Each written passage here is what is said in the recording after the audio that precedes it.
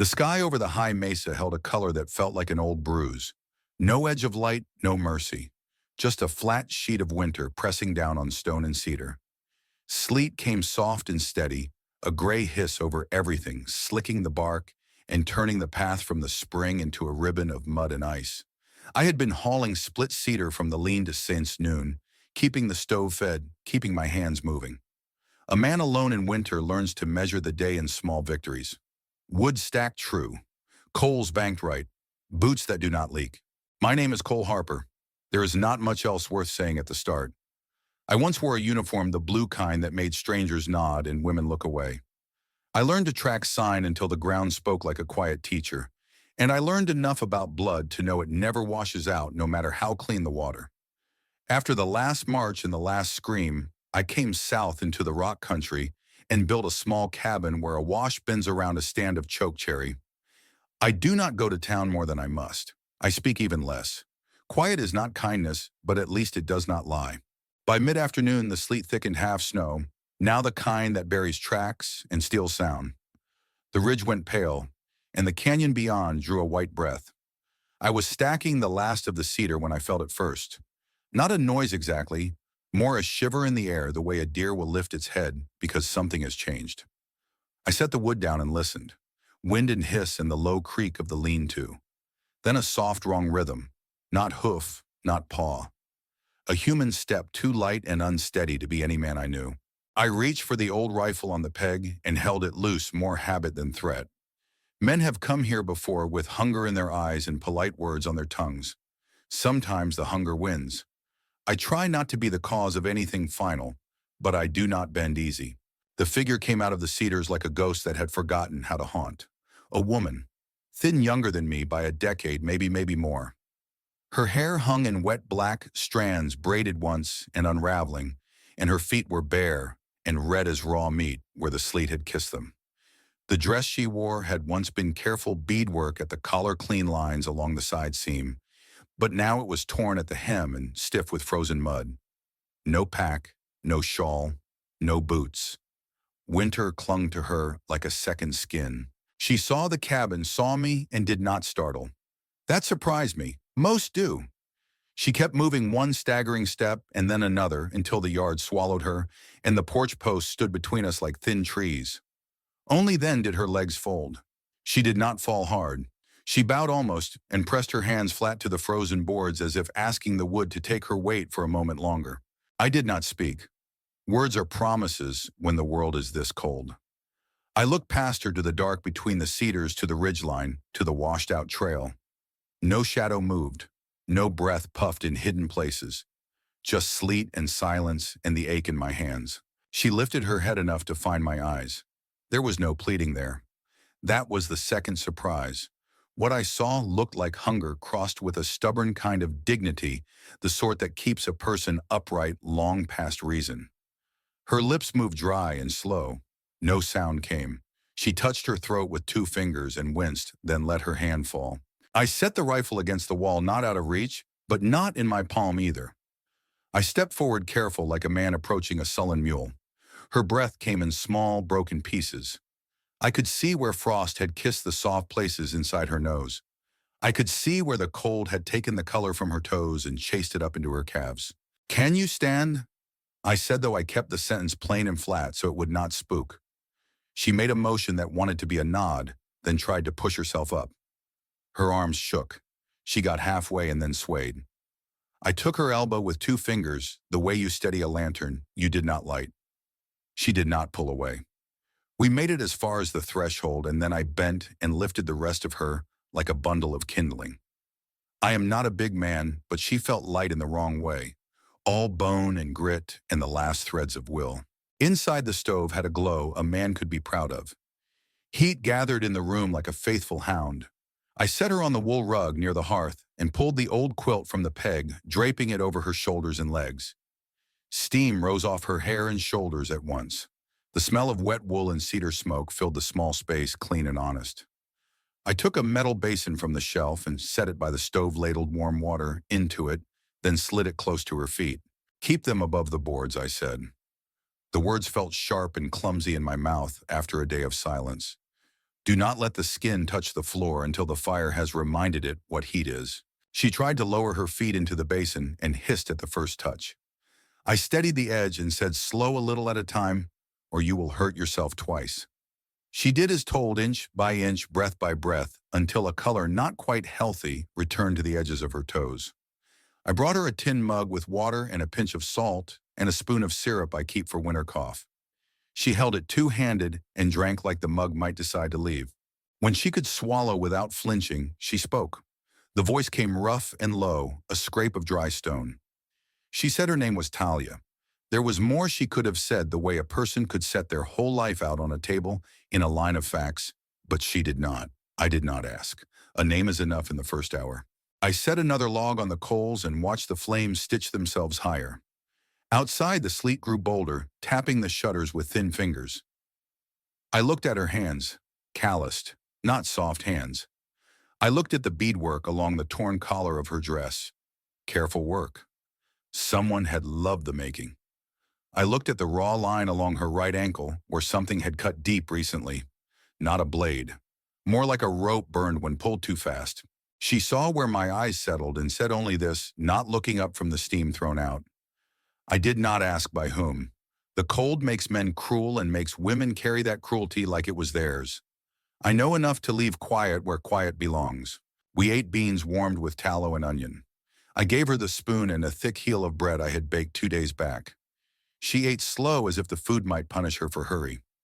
I cleaned the basin and wrapped her feet with dry cloth cut from the lining of an old coat.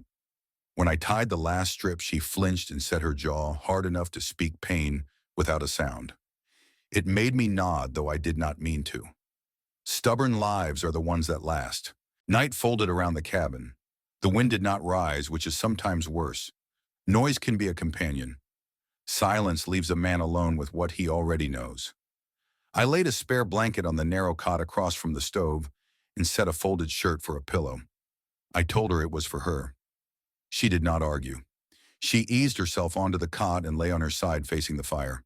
Her eyes stayed open a long while, not sleepy, just watchful the way an animal watches a clearing for the shape it knows by scent. I sat at the small table and worked a whetstone along the edge of the old knife until my hands remembered a rhythm that did not belong to fear. The blade took a decent edge. The stove settled inside. The sleet thinned to a whisper. At last, Talia blinked slow, and her breath found a steady pace. The set of her shoulders softened not much, but enough to let a little trust into the room. I did not feel like a savior. I felt like a man who had opened a door and carried weight he could carry. Still, something in me unwound a fraction, some line tied tight for years. I banked the fire and laid down on my own cot and watched the orange glow fade behind the stove doors. The last thing I saw before sleep took me was the edge of the quilt around Talia's shoulders, rise and fall in a small, stubborn rhythm that said she would meet the morning. That for now was enough. Morning came with a gray stillness that felt more like the pause between storms than the promise of calm. The shutters rattled once when a gust brushed the ridge, but then the world settled back into its deep, muffled silence. I stirred the fire, coaxing the embers with fresh kindling until the orange glow returned to life. Behind me, Talia shifted on the cot, pulling the quilt higher around her shoulders. Her eyes opened slow, cautious, as if testing whether the cabin was real or only some fever dream carried in from the snow. I poured hot water into a mug dropped in a scrap of dried mint I kept from the last summer and set it near her hands. She reached for it without a word, sipped careful, and let the steam touch her face. Color crept back into her cheeks, faint but steady. I asked if she could walk. She nodded once, set her bare feet gingerly on the boards, then winced when weight pressed against raw flesh. Stubborn though, she forced herself upright and crossed the space to the stove. I did not stop her. Sometimes standing is its own kind of medicine. While she steadied herself on the table, I ladled beans from the pot and broke another piece of bread. We ate in silence, the kind that was not heavy but not yet easy either. Outside, the snow had softened to a fine drift, small flakes floating sideways like dust caught in light. After breakfast, I pulled on my coat and boots and told her I had to check the barn. The storm might have drifted snow against the door, and the cows would need fresh straw. Talia rose halfway as if to follow. Her body shook with the effort. "You stay," I said plain. Her jaw set, but she did not argue. She lowered herself back to the cot and wrapped the quilt around her shoulders like armor. The barn had held through worse. The cows loaded me with the same dull reproach they gave every morning until feed hit the trough. I worked steady shoveling, straw hauling water, clearing the path back to the cabin. Each motion cut the cold from my muscles, but I still felt the ache of years spent alone, aches that never quite left no matter how strong a man stayed. When I came back inside, Talia was not on the cot. She was at the shelf by the wall, her hand hovering near the old photograph that lay face down since the day I put it there. She did not touch it, only looked at the frame's worn edge, then lowered her eyes when I stepped in. "Your wife," she said, her voice rough but steady. I nodded. "Gone?" she asked. 8 years, I answered. She did not press for more. She only returned to the cot and pulled the quilt tighter. It struck me then how little she asked and how much she seemed to carry in silence. Later, as the day bled toward dusk, she spoke again. Her words came slow, but each carried weight. "My people cast me out. No child. No use." Her gaze fixed on the fire, not on me. I knew enough of tribes and settlers both to understand cruelty wears the same face everywhere. Still hearing it said plain made my chest tighten. I asked nothing more. Her story was her own, and if she gave me only fragments, then fragments would be enough. That night the wind rose sharp, driving snow against the walls like thrown sand. I kept the fire fed until sweat gathered under my shirt. Talia slept curled tight beneath quilt and blanket, her breath shallow but even. I lay awake longer, listening to the storm and to the faint rhythm of her breathing. Before sleep claimed me, one thought circled over and over. She had been thrown away like something broken. But when I looked at her sitting upright, despite pain moving around the cabin, as if it were hers to claim, I did not see something discarded. I saw a will. I saw a life refusing to go out. In the morning, I knew I would ask her name again, just to hear it spoken in her own voice, steady and alive. The next morning dawned quieter, the storm spent, though the air still bit with a sharpness that stung the lungs. Light crept through the cracks in the shutters, pale and thin, yet it was enough to make the frost on the window glow like etched glass. I stirred the fire back to life, set the kettle near the coals, and listened. For the first time in months, the cabin did not feel empty. Talia sat up slowly, her hair a tangled curtain over her face. She brushed it back with one hand, wincing as stiff muscles pulled. Her feet, wrapped in dry cloth, touched the floor gingerly. I watched her take those first careful steps, each one a test of balance and will. When she reached the table, I slid a tin cup toward her. She drank, and after a pause, she whispered her name again, as if reminding both of us she still belonged to the world. I asked if she could eat. She nodded. I placed a bowl of porridge before her, sweetened with the last of the dried berries. She ate slow, savoring each bite, not wasting a crumb. Her silence was not awkward. It was the silence of someone who had learned long ago that words often changed nothing. When the sun lifted higher, I told her I needed to split more wood. She rose halfway, gripping the edge of the table. "Let me," she said. Her voice was raw, but the meaning clear. I shook my head. "You cannot yet." She frowned, her eyes hard, but then she eased back down. The defiance in her stare told me she would not accept helplessness for long. Outside, the snow lay heavy drifts piling against the barn and along the fence. The axe bit into cedar with a rhythm that steadied my thoughts. Each strike echoed against the trees, sharp in the cold air. But my mind kept circling back to Talia, barefoot in the snow, abandoned, with nothing. Why had she come this far, and why had she not given up when death pressed so close? By midday, I returned, arms heavy with split logs. I found her standing near the stove, holding one of my shirts across her shoulders. It hung loose sleeves too long, but she wore it with a quiet dignity. She turned when I entered, eyes steady on mine, as if daring me to object. I did not. Instead, I nodded toward the chair. She sat without a word. The afternoon passed in slow tasks, mending straps, checking traps I had set near the tree line, scraping frost from the shutters. Talia watched sometimes, helping by holding tools or folding cloth. She moved carefully, but she did not sit idle. I began to see the shape of who she was, beneath the exhaustion, a woman used to work, not pity. As dusk fell, I offered her stew thick with potatoes and venison. She ate with quiet gratitude, then leaned back, eyes heavy. Before sleep took her, she said low, almost a whisper, "Not for you to keep me, just until I can stand again." Her words stayed with me long after she closed her eyes. I had not thought of keeping her, not in that way yet. Hearing it said aloud stirred something old and restless in me. I looked at the fire, at the shadows that bent across the cabin walls, and I wondered if either of us truly wanted her leaving when strength returned. Outside, the night deepened, and the world lay hushed beneath its cloak of snow. Inside, the cabin held two breaths instead of one, and for the first time in years, the silence did not feel like a burden. The storm had broken 2 days ago, but the cold lingered like a stubborn ghost. The sky above the ridge stretched pale and brittle, holding no warmth, only a thin light that seemed to mock the frost still clinging to the ground. I stepped outside at dawn, boots crunching through the crust of snow, and shoveled a path to the barn. Talia watched from the doorway, quilt around her shoulders, her hair braided loose down her back. She looked steadier, though her weight still leaned to one side when she shifted. The cows greeted me with soft, expectant lowing. I spread straw-hauled water and checked the roof beams for strain. The simple rhythm of chores steadied me. When I returned, Talia was standing by the table, peeling potatoes with my old knife. Her hands shook, but the peels came away in even curls, neat and deliberate. I said nothing at first, only set my gloves aside and lit the lantern against the dim afternoon. When she glanced up, there was a question in her eyes, as if waiting for me to tell her she had overstepped. Instead, I nodded. Good work. A flicker of something passed over her face, relief or maybe surprise. We ate the stew together that evening.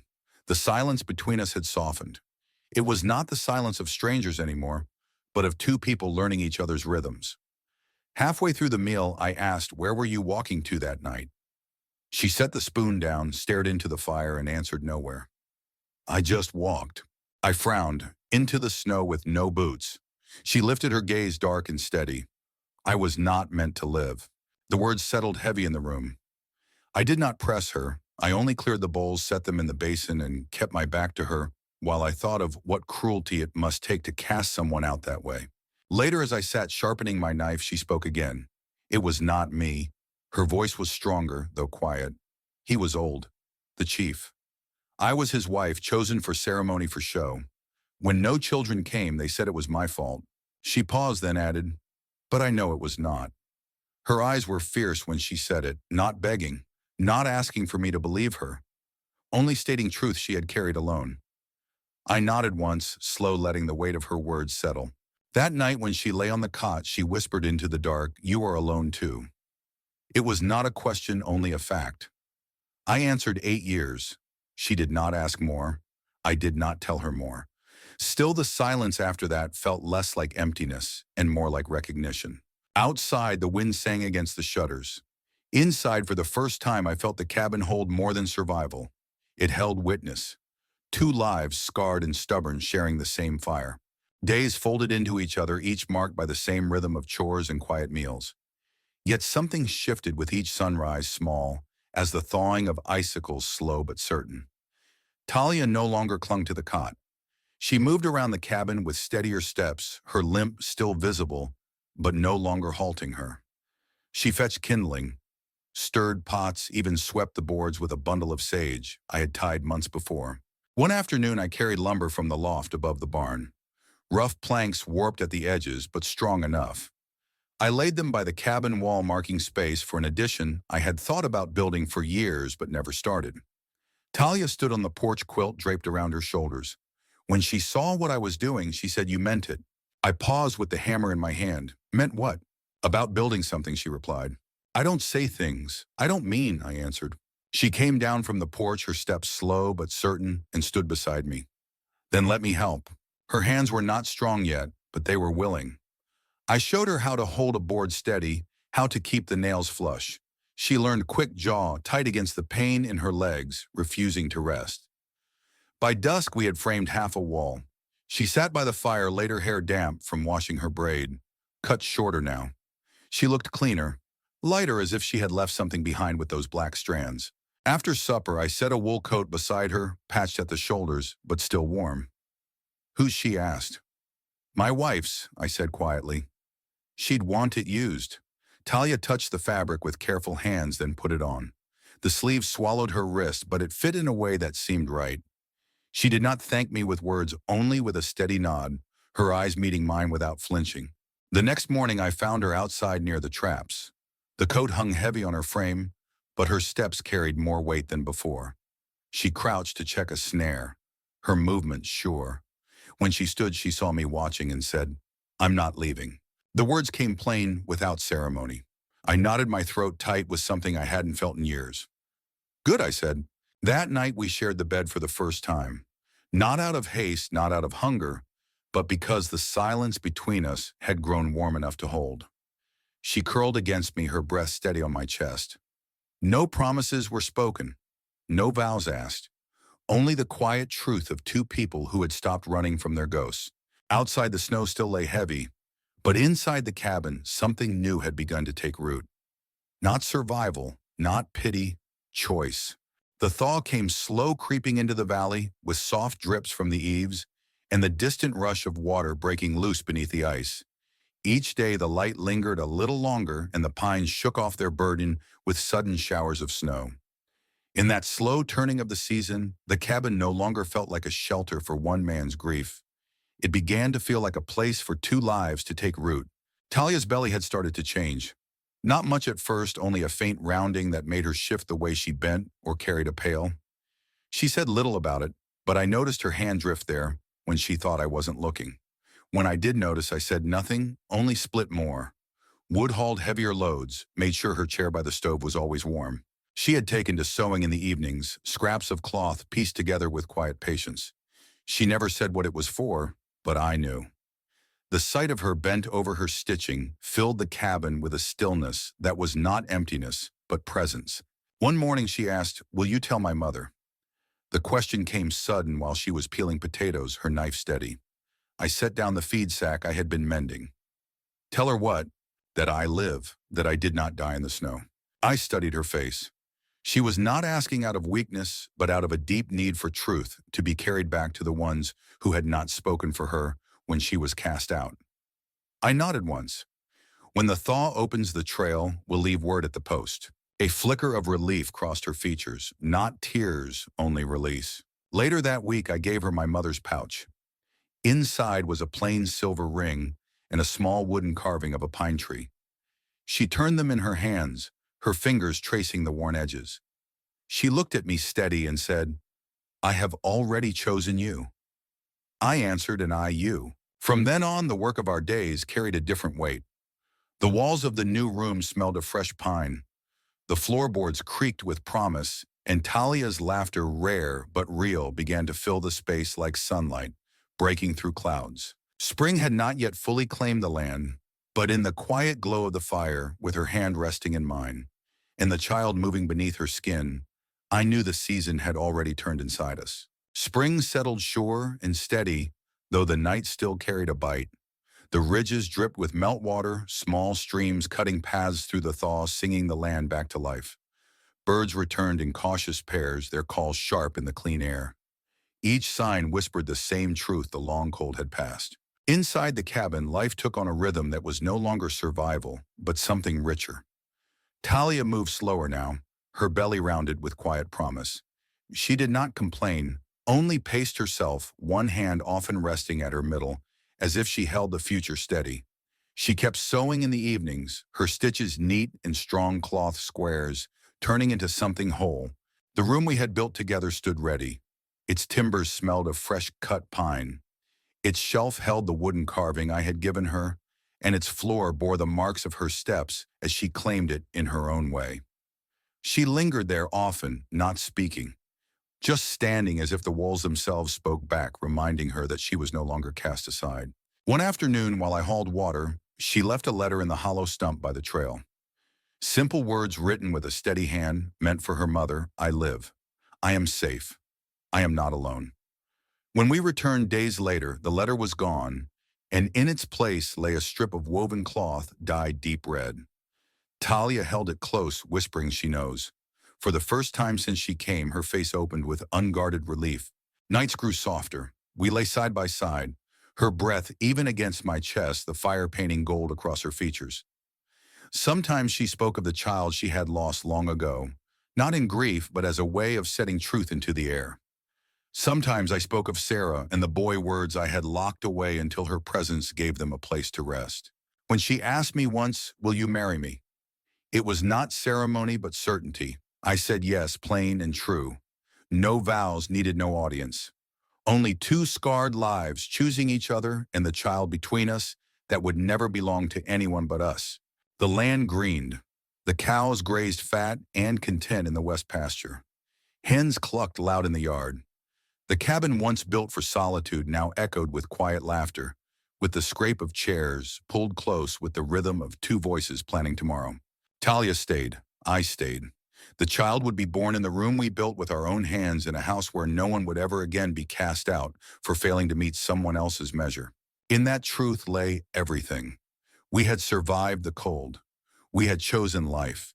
And for the first time in years, when I looked at the ridge at dusk, I did not see exile. I saw home.